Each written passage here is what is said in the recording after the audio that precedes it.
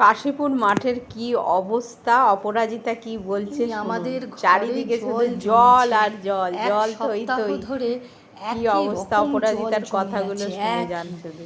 মানে কমছে মারাত্মক আবার অবস্থা। ঠিক ভর্তি হয়ে দাসনগর যাচ্ছে, ভর্তি মানে এই কাশীপুর যে মাঠ জল একদম জলে একেবারে ভাসছে। জল, অসম্ভব জল, এত জল। এ তো আমাদের বাড়ির উঠোনটা, উঠোনে এত জল, হ্যাঁ পুরো উঠোনে,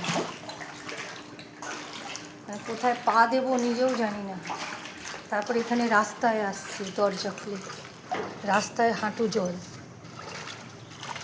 যেখানেই যাবে হাঁটু জল, একদম নামলে একেবারে জল, বাপরে বাপ।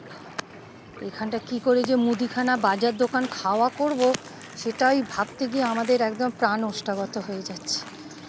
এত জল, এত চারিদিকে শুধু জল আর জল, আর এই চারিদিকে পুকুরের ওপারে আমার বাপের বাড়ি, জল, অপরাজিতার হাঁটু জল ছাড়া পুকুরের কথাই নেই এপারে অপরাজিতার একেবারে। বাড়ি, মানে ওপারটাই যে কতটা যে ওপারটা জামা আমার বাপের তুলেছি বাড়ি। কি সেটাই মানে অবস্থা, আমি তো বলার যেতেই কথা পারছি না। না, এত জলে বন্যা, জলময় এত হয়ে আছে। বন্যা হয়েছে চারিদিকে, চারিদিকে এত বড় বড় বন্যা, ঝিল তো চারিদিকে, বড় বড় ঝিল। চারিদিকে শুধু জল, কোনটা মানুষ রাস্তা দেখা কোনটা যাবে না, পুকুর কিছু বোঝা ঘর বাড়ির যাচ্ছে না। মাথাগুলো দেখা যাচ্ছে আর বন্যা হয়ে রয়েছে। মজাও লাগে, পুকুরে কিন্তু রাস্তা, এই যে সব আমাদের দিকে পুকুর, অসুবিধা, আর খাওয়া রাস্তায় এই যে দাওয়ার ব্যাপার, ঘাসগুলো হয়ে বাজার রয়েছে ঘাটের এটাই ব্যাপার, কি মার্কিং করে হবে যে খাওয়া এটাই দাওয়া। হচ্ছে রাস্তা।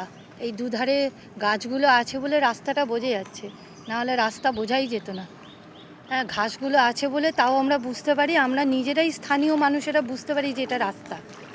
হ্যাঁ, এতটাই ভয়ঙ্করভাবে আমাদের জল জমে রয়েছে। আজকে এক সপ্তাহ হয়ে গেল এই একই অবস্থা, মানে খাওয়া দাওয়া যে কি কঠিন অবস্থা হয়ে গেছে যে বলার কথা নয়। চারিদিকে শুধু জল আর জল, চারিদিকে শুধু শুধু জল, এত জল হয়ে রয়েছে চারিদিকে, শুধু জল, যেদিকটা তাকাবে সেদিকেই জল একেবারে।